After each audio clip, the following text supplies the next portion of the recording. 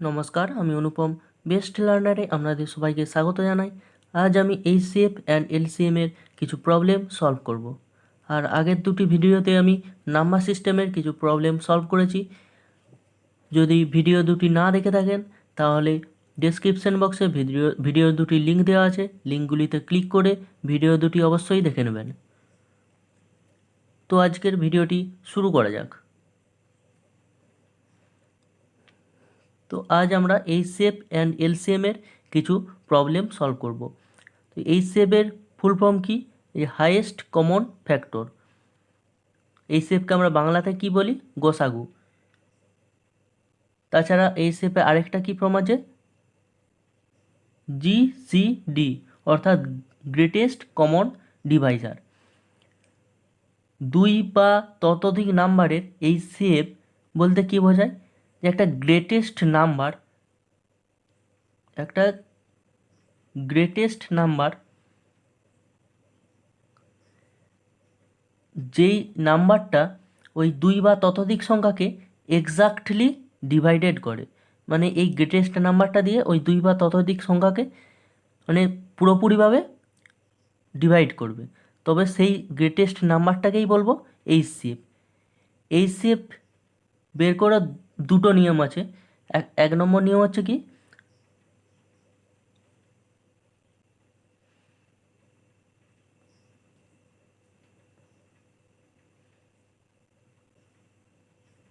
Factorisation method, আর দু নম্বর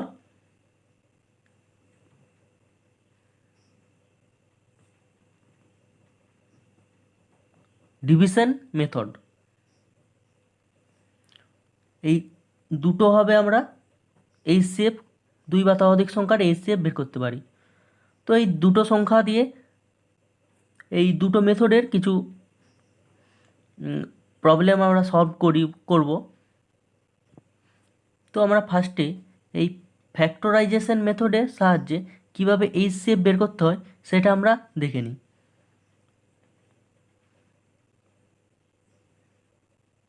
ধরো তিনটে সংখ্যা আছে, 42, 63 আর 140। ফ্যাক্টরাইজেশন মেথডের সাহায্যে কীভাবে বের করতে হয়? এই যে 42টাকে ফার্স্টে প্রাইম নাম্বারের প্রোডাক্ট আকারে লিখতে হবে। মানে 42কে প্রাইম নাম্বারের প্রোডাক্ট আকারে লিখলে কী হয়? 2 ইন্টু 3 ইন্টু 7। তাহলে 42কে প্রাইম নাম্বারের প্রোডাক্ট আকারে লিখলে 2 ইন্টু 3 ইন্টু 7। আর 63কে প্রাইম নাম্বারের প্রোডাক্ট আকারে লিখলে কী হয়? 3 স্কোয়ার মানে 9 ইন্টু 7। আর 140কে প্রাইম নাম্বারের প্রোডাক্ট আকারে লিখলে কী হয়? 2 স্কোয়ার ইন্টু 5 ইন্টু 7। যে এই যে প্রাইম নাম্বার প্রোডাক্ট বলতে 2, 3, 7 প্রাইম নাম্বার এদের প্রোডাক্ট, 3, 7 প্রাইম নাম্বার এদের প্রোডাক্ট, 2, 5, 7 এদের প্রাইম নাম্বার এদের প্রোডাক্ট। তো এবারে আমাকে গ্রেটেস্ট নাম্বারটা বের করতে হবে, যেই নাম্বারটা এই 42, 63, 140 এই তিনটে সংখ্যাকেই পুরোপুরিভাবে ডিভাইড করবে। তো এদের মধ্যে কোনটা কমন আছে দেখতে হবে। কমন বলতে এখানে 42-এ 7, 63 7, 140-এ 7, মানে এখানে 7টা কমন। তাহলে এদের এইচসিএফ কত হবে? 7। মানে তিনটের মধ্যে যেটা কমন থাকবে, এই যে 7, এই তিনটের মধ্যে যেটা কমন থাকবে সেটাই এই তিনটে সংখ্যার এইচসিএফ হয়ে যাবে। আর ফ্যাক্টরাইজেশন মেথডের সাহায্যে এইচসিএফ কী করে বের করবে? এইটা দিয়ে উদাহরণ দিই, যেমন 42, 63। প্রথমে 63কে 42 দিয়ে ভাগ করতে হবে। তো 42 থেকে 42, 1, 2, 21। এবারে এই যে রিমাইন্ডারটা বেরোলো 21, এবার 21 দিয়ে এই 42কে ভাগ করতে হবে। 21 দুগুণে 42। তো এখানে রিমাইন্ডার 0 হয়ে যাচ্ছে, মানে 42 আর 63-র এইচসিএফ তাহলে এই যে রিমাইন্ডার 21টা বেরোলো। তারপর আবার 140 করতে হবে। তো 21কে যদি আমি 140 দিয়ে ভাগ করি তো কত হবে?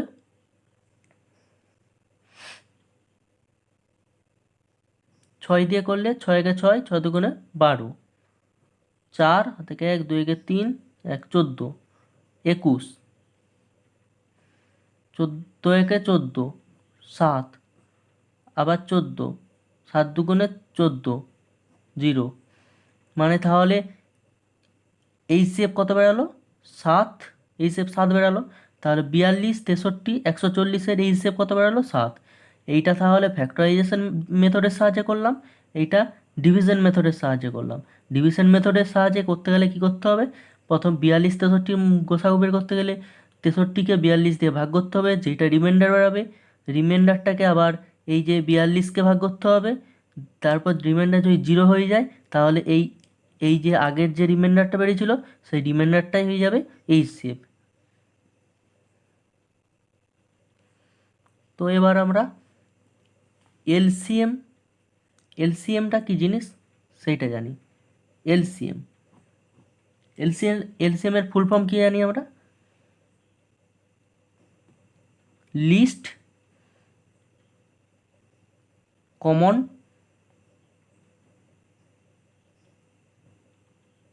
মাল্টিপল। এলসিএম এর ফুল ফর্ম কি লিস্ট কমন মাল্টিপল একে আমরা বাংলায় কি জানি লসাগু।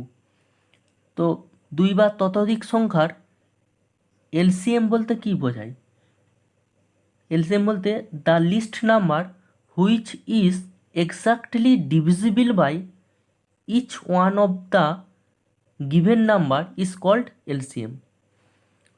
অর্থাৎ একটা লিস্ট নাম্বার যেই সংখ্যাটা এই দুই বা ততোধিক সংখ্যাকে পুরোপুরিভাবে ডিভাইড করে সেই সংখ্যাটাকেই বলছে ওই দুই বা ততোধিক সংখ্যার এলসিএম। তো এলসিএম বের করারও দুটো নিয়ম আছে ফ্যাক্টরাইজেশন মেথড একটা আর একটা ডিভিশন মেথড একটা ফ্যাক্টরাইজেশন মেথড একটা ডিভিশন মেথড এই এলসিএম বের করারও দুটো নিয়ম আছে। তো এবার আমরা একটা সূত্র দেখি সূত্রটা কি ধরো দুটো সংখ্যা দিয়ে দিয়েছে আর তাদের মানে দুটি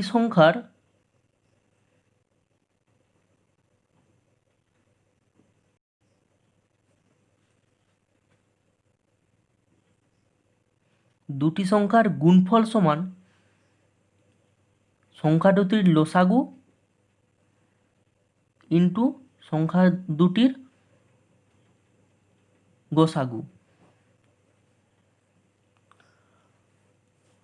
কোনো অঙ্কর ক্ষেত্রে দেখবে দেওয়া আছে যে যে কোনো একটা সংখ্যা ধরো দিয়ে দিল তার লসাগু দিয়ে দিল এবং তার গোসাগু দিয়ে দিল বললো যে অপর সংখ্যাটি বের করতে তখন এই সূত্রটাই ফেলে অঙ্কটা করতে হবে।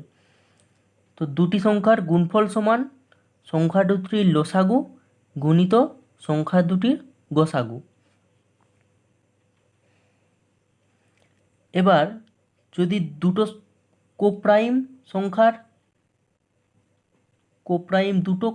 সংখ্যার এইচসিএফ বের করতে বললো অর্থাৎ গোসাগু বের করতে বললো তো দুটো কোপ্রাইম সংখ্যার গোসাগু কত হবে কোপ্রাইম মানে কি ধরো 3 5 তো আমি এইচসিএফ বের করার নিয়মটা ফ্যাক্টরাইজেশন মেথডে কি বলেছি তিনটা প্রাইমের প্রোডাক্ট আকারে লিখতে হবে মানে 3 ইন্টু 1 লিখতে পারি আর 5টাকেও 5 ইন্টু 1 এবার এদের মধ্যে কমন হলো 1 তাহলে 1 ইজ দ্য এইচসিএফ। তো দুটো কোপ্রাইমের এইচসিএফ সবসময় 1 হবে। এবার আমরা ভগ্নাংশের এইচসিএফ আর এলসিএম কি করে বের করব সেটা দেখি। তা HCF and LCM of fraction অর্থাৎ এই ভগ্নাংশের এইচসিএফ অ্যান্ড এলসিএম কি করে বের করব। তো ভগ্নাংশের এইচসিএফ বের করার নিয়ম কি উপরে যে নিউমেরেটরগুলো থাকবে তাদের এইচসিএফ বের করতে হবে তাহলে এইচসিএফ অফ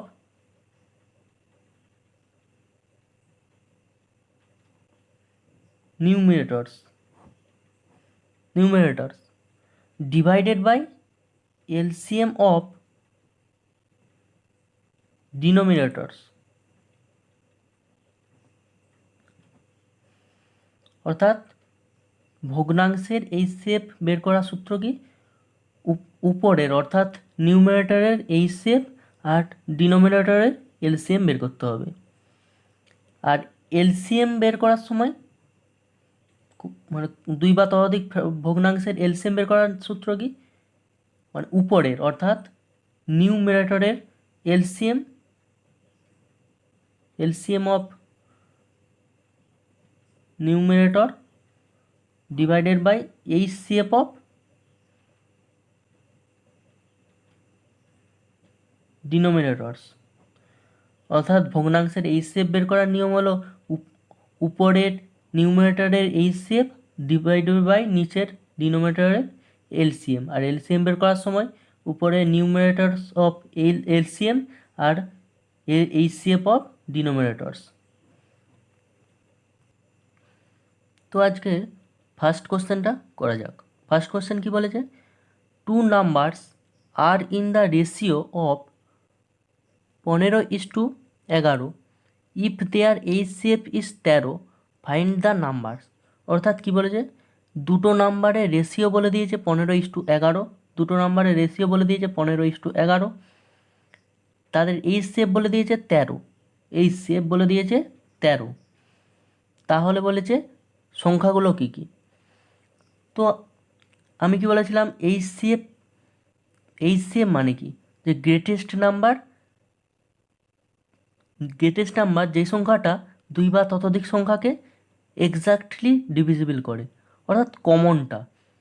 মানে যে ফ্যাক্টরাইজেশন মেথডের সাহায্যে যে এইচসিএফ বের করেছিলাম, ধরো এখানে দুটো সংখ্যা, দুটো নাম্বার আমি এক্স আর ওয়াই ধরে নিই। এক্স সমান ধরো এ ইন্টু 13, ওয়াই সমান বি ইন্টু 13। যেহেতু এখানে এইচসিএফ বলে দিয়েছে 13, এই যে 13টা কমন, আর এ বি নিশ্চয় কমন নয়, তাই এইটা এইচসিএফ হয়নি। তাহলে এর আর এক্স সমান 13A, ওয়াই সমান 13B করলাম। তো এবার বলে দিয়েছে যে two number are in the ratio 15:11, মানে দুটো সংখ্যার রেশিও কি বলে দিয়েছে 15:11। তো বলে দিয়েছে দুটো সংখ্যার রেশিও 15:11। তো আমরা ধরে নিই সংখ্যা দুটি, একটি হচ্ছে 15x আর একটি 11x। এই দুটো সংখ্যার কমন কি, এক্স মানে 15 ইন্টু এক্স আর একটা 11 ইন্টু এক্স।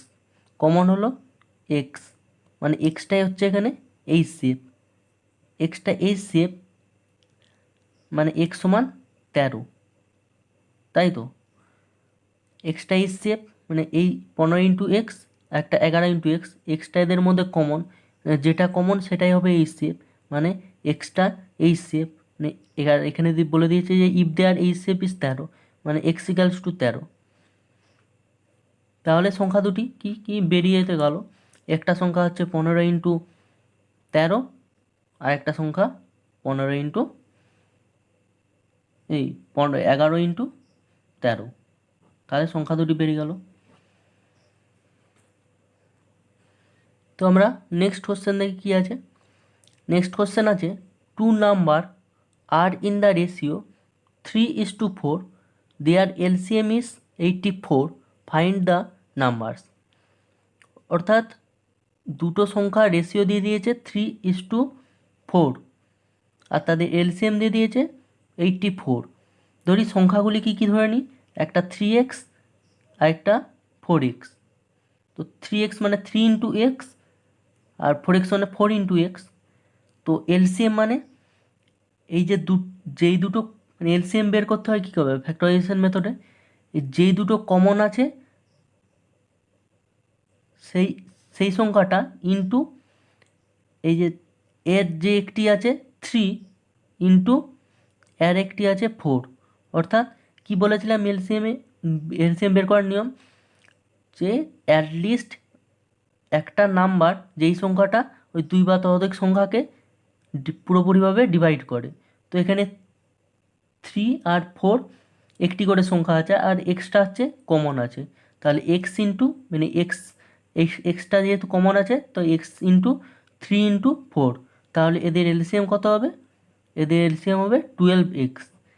তো এখানে আর এলসিএম বলে দিয়েছে 84, তাহলে আমরা কি বলছি 12x সমান 84, মানে x সমান 7। তো সংখ্যা দুটি কী কী? সংখ্যা দুটি একটি হচ্ছে 3 × 7 মানে 3x, আর একটি 4 × 7। সংখ্যা দুটি বেরিয়ে গেল তাহলে। তো নেক্সট কোশ্চেন আমরা কী আছে দেখে নিই। নেক্সট কোশ্চেন আছে the HCF of two numbers is 11 and their LCM is 693, if one of the numbers is 77 find the others. অর্থাৎ দুটো সংখ্যার এইচসিএফ বলে দিয়েছে 11 এবং এলসিএম বলে দিয়েছে 693। যদি একটা সংখ্যা 77 হয় তাহলে অপর সংখ্যাটা কত? আমরা কি জেনেছিলাম? সংখ্যা দুটির গুণফল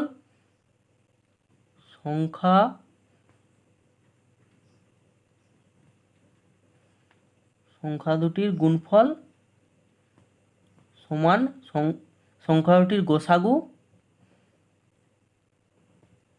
গুণিত সংখ্যা দুটির লসাগু। সংখ্যা দুটির গুণফল সমান সংখ্যা দুটির গোসাগু ইন্টু সংখ্যা দুটির লসাগু। সংখ্যা দুটির গুণফল বলতে একটা সংখ্যা বলেই দিয়েছে 77। তো আরেকটা সংখ্যা আমরা যদি x ধরে নিই, সংখ্যা দুটির গোসাগু কত? এইচসিএফ 11 আর লসাগু 693। তাহলে আমরা অপর সংখ্যাটি কী করে বের করবো? x সমান 11 × 693 ডিভাইডেড বাই 77। তো এটা কাটলে 7, আর এইটাই কাটলে 7 7 63 99। তো সংখ্যা দুটি একটি সংখ্যা 77 হলে অপর সংখ্যাটি 99 হবে। তো নেক্সট কোশ্চেন আমরা কী আছে দেখে নিই। নেক্সট কোশ্চেন আছে the sum of two numbers is 462 and their HCF is 22, what is the minimum number of pairs that satisfy this condition.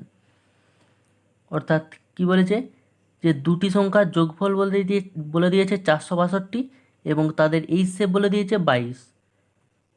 তো মিনিমাম নাম্বার অফ পেয়ার বের করতে বলেছে যে এই কন্ডিশনটা হোল করে, মানে অর্থাৎ দুটো সংখ্যার যোগফল 462 এবং এইচসিএফ 22, এই রকম কত জোড়া সংখ্যা পাওয়া যাবে। তো এখানে এইচসিএফ কত বলে দিয়েছে? 22। এইচসিএফ 22 বলে দিয়েছে, মানে আমরা সংখ্যা দুটি অবশ্যই ধরে নিতে পারি, একটি 22A একটি 22B। যেহেতু এইচসিএফ 22 মানে 22, একটা A একটা B, মানে সংখ্যা দুটি একটা 22A একটা 22C ধরে নিচ্ছি। তো এবার বলছে যে সাম অফ টু নাম্বার ইজ 462, মানে সংখ্যা দুটির যোগফল বলে দিয়েছে 462, মানে A + B সমান 462 ডিভাইডেড বাই 22, 22 দুগুণে 44, 2 22 22 মানে 21, A + B সমান 21। এবার বলছে এবার এবিকে পেয়ার আকারে লিখতে হবে। এবিকে এমনভাবে পেয়ার আকারে লিখতে হবে যাতে এ এবং বি এর যোগফলটা 21 হয়, আর অবশ্যই এ এবং বিটা যাতে কোপ্রাইম হয়।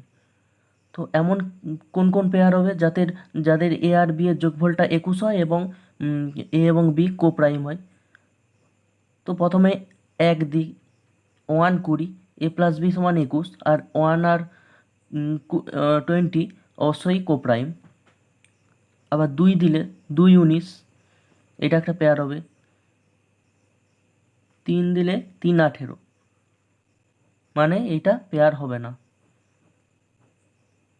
4 17 পেয়ার। 5 16, তারপরে 7 14 হবে না, 8 13, 9 12 হবে না, 10 11।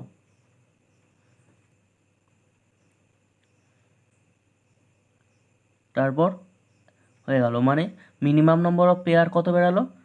1টা 2টা 3টা 4টা 5টা 6টা। এখানে কোশ্চেনে কি বলেছে? কোশ্চেনে বলেছে যে minimum number of pairs that satisfy this condition, অর্থাৎ এখানে 6টা এমন পেয়ার পাওয়া গেল যাদের এই কন্ডিশনটা হোল্ড করছে। আর আমরা এখানে এ আর বিটাকে কোপ্রাইম বলছি কেন, যদি আমরা ধরো কোপ্রাইম নিতাম না, যদি 3, 18 নিতাম, 3, 18 তো কন্ডিশনটা হোল্ড করছে, 3, 18 তো 21 হচ্ছে, কিন্তু 3, 18 নিচ্ছি না কেন, কারণ 3, 18 নিলে এখানে এ ইকালস টু 3 আর বি ইকালস টু 18 হয়ে যাচ্ছে। তাহলে সংখ্যা দুটি কী কী হয়ে যাচ্ছে, একটা হচ্ছে 22 × 3 আর একটা হচ্ছে 22 × 18। তো 22 × 3, 22 × 3ই রেখে দিলাম, আর 22 × 18, 22 × 18টাকে 3 × 6 করে দিলাম। তখন HCF 22 থাকবে না, তখন HCF হয়ে যাবে 22 × 3, কারণ 22 আর 3 দুটোই কমন আছে। তাই এই এ আর বিটাকে অবশ্যই কোপ্রাইম হতে হবে। তো নেক্সট কোশ্চেন আমরা কি দেখে নিই। If the sum of two numbers is 36 and their HCF and LCM আর 3 and 105 respectively, the sum of reciprocals of the two number is কত হবে।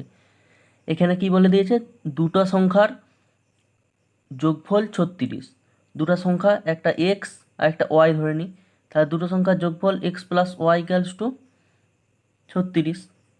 আর বলে দিয়েছে তাদের HCF অ্যান্ড LCM 3 and 105। আর আমরা কি আগে পড়েছিলাম যে সংখ্যা দুটির গুণফল সমান সংখ্যা দুটির HCF ইন্টু সংখ্যা দুটির LCM।